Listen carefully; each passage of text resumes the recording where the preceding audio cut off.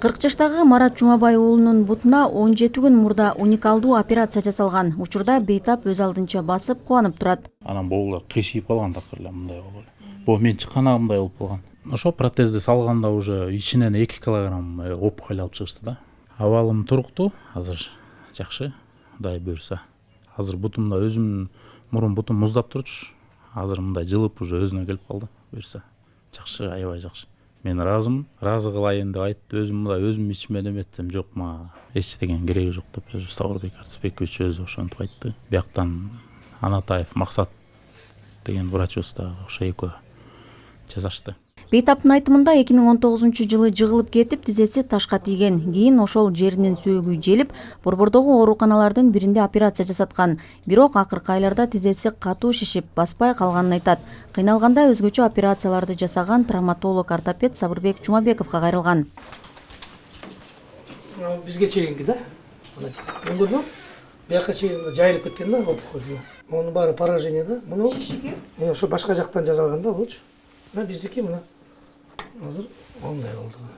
Академик Бейтаптын абалын көрүп, анализдеринин жыйынтыгына карап, операция кылууга макул болгонун айтат. Акыркы стадиядагы тизе муунунун жана жамбаш сөөктөрүнүн остеобластогластомасы деген диагноз койгон. 5-апрелде операция жасалып, тизе муун кашка жиликтин жарымынан жумшак эти менен кошо алынып, толук онкоэндопротезге алмаштырган.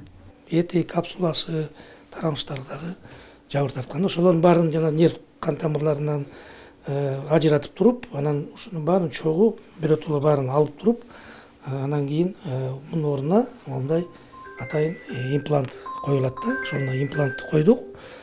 Бул жогорку технологиядагы сейрек кездешүүчү, чоң каражат талап кылуучу операциялардын бири болуп эсептелет да. Биз операцияны, мен дагы айтып коеюн, операцияны 100% мына бекер бесплатно жасап бердик.